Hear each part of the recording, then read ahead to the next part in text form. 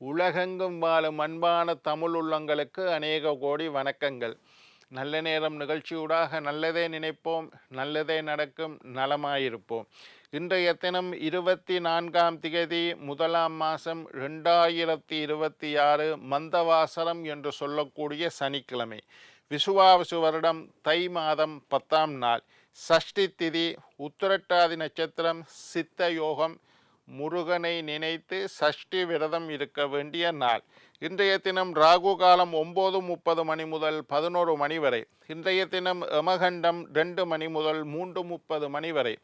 இன்றைய தினம் நல்ல நேரம் 3:30 மணி முதல் 5 மணி வரை. இன்றைய தினம் குளிகன் நேரம் 6:30 மணி முதல் 8 மணி வரை. இன்றைய தினம் பூரம் உத்தரம் நட்சத்திரக்காரர்களுக்கு சந்திராஷ்டம தினம். பூரம் உத்தரம் நட்சத்திரக்காரர்களுக்கு சந்திராஷ்டம தினம்.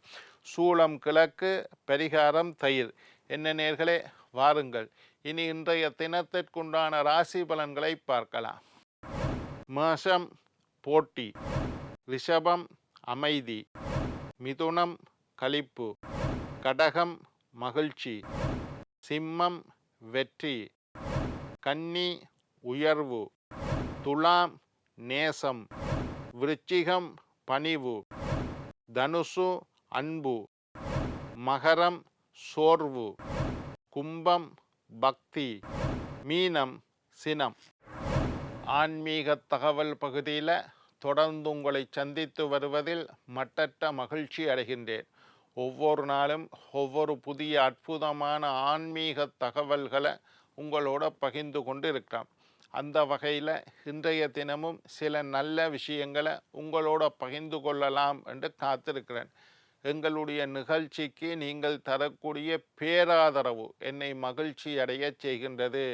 நிறைய வியூஸ் வருது, நிறைய பேர் பார்க்குறீங்கள், நிறைய பேர் ஷேர் பண்ணுறீங்கள், அக்கம் பக்கத்து உள்ள ஆக்களுக்கெல்லாம் சொல்லுறீங்கள், என்ன நேரில் காணைக்குள்ளே பாராட்டுறீங்கள். இதெல்லாம் எனக்கு சந்தோஷமாக இருக்குது.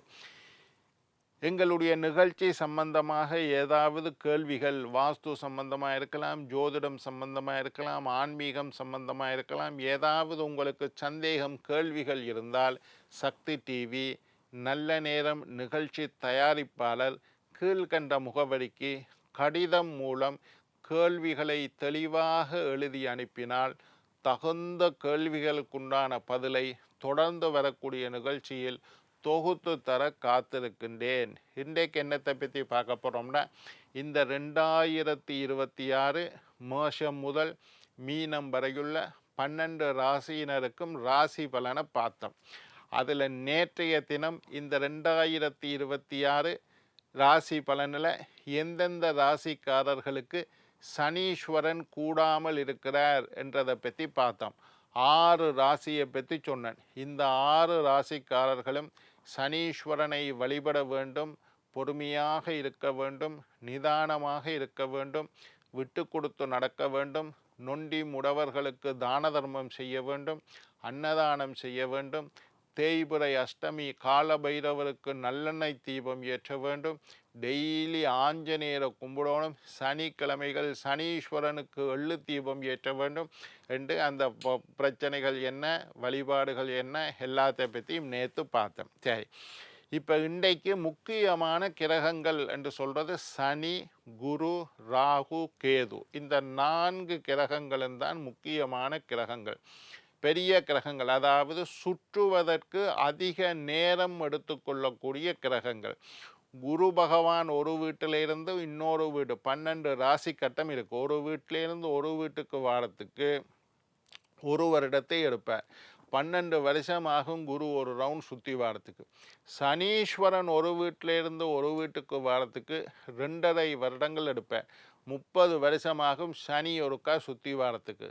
ராகு கேதுக்கள் 1.5 வருடங்களை எடுப்பினோம். அப்போ முக்கியமான கிரகம் சனீஸ்வரனை பற்றி 2.5 வருஷம் எடுப்பார். நேற்று பார்த்துட்டேன். 7.5 சனி வந்தால் 7.5 வருஷம் இருக்கும்.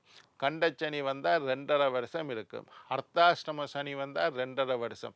அஷ்டம சனி வந்தால் 2.5 வருஷம். 7.5 சனி வந்தால் 7.5 வருஷம். அது ஒரு பக்கம் முடிஞ்சுது. நேற்று சனீஸ்வரன் இந்த வருஷம் யாருக்கு கூடாதுன்னு பார்த்துட்டோம். இன்றைக்கு பார்க்க போகிறோம் குரு பகவானை பற்றி பார்க்க போகிறோம். இந்த குரு பகவான் இந்த 2026 யாருக்கு கூடாது, அவர்கள் யார் கவனமாக இருக்க வேண்டும். குரு பலன், நாங்கள் குரு பலன் இருக்கா ஐயான்னு, ஐயா பிள்ளைக்கு கல்யாணம் வச்சிருக்கோம், குரு பலன் இருக்கா என்று ஜோசியர்கிட்ட போய் கேட்குறோம். அதைத்தான் இன்றைக்கு பார்க்க போகிறோம். யாருக்கெல்லாம் குரு பலன் இல்லை என்பதை பற்றி பார்க்கலாம். இந்த குருவில் ஒரு பிரச்சனை என்னென்னா, சனீஸ்வரன் வந்து 2026 பூரா ஒரே வீட்டில் தான் இருக்கார், மாற இல்லை. ஆனால் குரு பகவான் வந்து வாக்கிய பஞ்சாங்கப்படியும் திருக்கணித பஞ்சாங்கப்படியும் வருட மத்தியில் 12 வருஷம் 12 மாதம் இருந்தால் 6வது மாதம் திருக்கணித பஞ்சாங்கப்படி வாக்கிய பஞ்சாங்கப்படி 5 6வது மாதம் குரு பகவான் மாறுகின்றார். அப்போ குரு மாறும் மட்டும் ஒரு பலன், மாறினதுக்கு பிறகு இன்னொரு பலனாக பார்க்கணும். சரி, விருச்சிக ராசிக்காரர்களுக்கு இப்போ குரு பகவான் 8வது வீட்டில் இருக்கிறார். விருச்சிக ராசிக்காரர்களுக்கு அட்டமத்தில் குரு நடக்குது. கவனமாக இருங்கோ, பொறுமையாக இருங்கோ, நிதானமாக இருங்கள், விட்டு கொடுத்து நடவுங்கள், வாக்குவாதத்துக்கு போகாதீர்கள், உறவினர்கள் மத்தியில் பகையை தேடிக்கொள்ளாதீர்கள், அடுத்தவர்களை நம்பும் விஷயத்தில் கவனமாக இருங்கள், உங்களுடைய பெயர் கெட்டுப்போக வாய்ப்பிருப்பதனால் நிதானமாக நடங்கள், உங்களுடைய கௌரவம் குறைய வாய்ப்பிருக்கு, உங்களுடைய மதிப்பு மரியாதைகள் குறைய வாய்ப்பிருக்கு. பூரணமாக இந்த விருச்சிக ராசிக்காரர்களுக்கு குரு பலன் இல்லை. இதெல்லாம் எப்போ மட்டும்? 6ஆம் மாதம் மட்டும். 6ஆம் மாதம் மட்டும். இப்போ தான் வருஷம் தொடங்கியிருக்கு, இப்போ 1ஆம் மாதம் நடக்குது. 6வது மாதம் மட்டும் கவனமாக இருங்கள். அதுக்கு பிறகு குரு மாறிடுவார். நீங்கள் நினைச்சது நடக்கும், புதிய முயற்சிகள் வெற்றியளிக்கும், பொருளாதாரத்தில் முன்னேற்றம். யார்? விருச்சிக ராசிக்காரர்கள். கடகராசிக்காரர்களுக்கு இப்போ குரு பகவான் வருட ஆரம்பத்தில் 6வது மாதம் மட்டும் விரயஸ்தானம் என்று சொல்லக்கூடிய 12வது வீட்டில் இருக்குது. அதனால் செலவு நஷ்டம் போயிடும்னா இல்லை, சுப விரயங்கள் ஏற்படும். பிள்ளைகளுக்கு கல்யாணம் செஞ்சு வைக்கிறீங்க, அது பெரிய செலவு, ஆனால் அது சுப விரயம். வீடு கட்டி சொல்லினோம் பழமொழி, கல்யாணத்தை பண்ணிப்பார் வீட்டை கட்டிப்பார் என்று. இந்த மாதிரி பெரிய செலவுகள், ஆனால் இது ரெண்டுமே சுப விரயம், நல்ல காரியத்துக்காக செய்கிற செலவு. வீடு கட்டினா செலவு தான், ஆனால் அது ஒரு சொத்தாக மாறிடும். பிள்ளைகளுக்கு கல்யாணம் முடித்தா செலவு, பிள்ளைகள் வயசுக்கு வந்தால் ருதுசாந்தி செய்கிறது செலவு, ஒரு நகை வாங்குறீங்க, இதெல்லாம் சுப விரயம். நல்ல விஷயங்களுக்காக சேமிக்கக்கூடிய செலவுகள் உருவாகிறதுக்கு வாய்ப்பு இருக்குது. கடக ராசிக்காரர்களுக்கு அலைச்சல் ஏற்படலாம், பிரயாணங்கள் ஏற்படலாம், அதிகமான பிரயாணங்கள் செய்ய வேண்டிய சூழ்நிலை, நஷ்டங்கள் ஏற்படலாம், விரயங்கள் ஏற்படலாம். 6ஆம் மாதத்துக்கு பிறகு குரு வந்து 1க்கு வருவார். 1ல் இருக்கிற குரு உங்களுடைய 5வது 7வது வீட்டையெல்லாம் பார்க்கறதுனால நல்ல காரியங்கள் நடக்கும். திருமணத்தை எதிர்பார்த்த கடகராசிக்காரர்களுக்கு 6வது மாதத்துக்கு மேலே திருமணம் நடக்கும். புதிய வீடு கட்டி குடி போகலாம். நல்ல காரியங்கள், மங்களகரமான காரியங்கள், சுப காரியங்கள், உறவில் இருந்து வந்த பகை நீங்கும், பிரச்சனைகள் எல்லாம் குறைய வாய்ப்பிருக்கு. மகர ராசிக்காரர்களுக்கு வருட ஆரம்பத்தில் 6ல் குரு இருக்க, 6ஆம் மாதம் மட்டும் 6ல் குரு இருப்பார். 6ல் குரு இருந்தால் பகை ஏற்படலாம், நோய் நொடிகள் ஏற்படலாம், கோர்ட்டு கேஸு வம்பு வழக்கு சண்டை சச்சரவுகள் ஏற்படலாம், போட்டிகள் ஏற்படலாம், பொறாமை ஏற்படலாம், கண் திருஷ்டி ஏற்படலாம். 6ல் குரு கூடாது. கடன் தொல்லை ஏற்படலாம், கடன் வாங்க வேண்டிய சூழ்நிலை ஏற்படலாம். 7ல் குரு வந்துட்டாருண்டா திருமணம் இருந்து வந்த தடைகள் நீக்கி திருமணம் நடக்கும், வீட்டில் சுப காரியங்கள் நடக்கும், மங்களகரமான காரியங்கள் நடக்கும், குழந்தை பாக்கியம் இல்லாதவர்களுக்கு குழந்தை பாக்கியம். இதெல்லாம் மகர ராசிக்காரருக்கு 6ஆம் மாதத்துக்கு பிறகு குரு நல்லா இருக்கார். 6ஆம் மாதம் மட்டும் குரு நல்லா இல்லை. மீன ராசிக்காரர்களுக்கு 6ஆம் மாதம் மட்டும் குரு நல்லா இல்லை. 6ஆம் மாதத்துக்கு பிறகு குரு நன்றாக இருக்கின்றார். குருவினுடைய பலன் பூரணமாக நன்மை தரக்கூடியதாக இருக்குது. மீனராசிக்காரர்களுக்கு ஒரு பக்கம் 7.5 சனியும் நடந்து கொண்டு இருக்குது. அதில் குரு பலனும் இப்போ இல்லாமல் இருக்குது. வருடத்தின் முதல் 6 மாதங்களும் கொஞ்சம் கவனமாக பொறுமையாக விட்டு கொடுத்து நடங்கள். கடைசி 6 மாதங்கள், பின்னுக்கு உள்ள 6 மாதங்கள் நீங்கள் நினைச்சது நடக்கும், குழந்தை பாக்கியம் கிடைக்கும், பிள்ளைகளால் இருந்து வந்த கவலைகள் துன்பங்கள் இல்லா போகும், எல்லாம் நல்லதே நடக்கும். தனுசு ராசிக்காரர்களை பொறுத்தவரையில் இப்போ குரு நல்லா இருக்கிறார். தனுசு ராசிக்காரர்களுக்கு முதல் 6 மாதமும் குரு நல்லா இருக்கார். அடுத்த 6 மாதம் குரு அட்டமத்துக்கு வரார். 8ல் குரு வந்தால் தனுசு ராசிக்காரர்கள் ஜூன் மாதத்துக்கு பிறகு 8ல் குரு வர்றார். கவனமாக இருங்கோ, பொறுமையாக இருங்கோ, விட்டு கொடுத்து நடங்கோ, வாக்குவாதத்தில் ஈடுபடாதீர்கள்.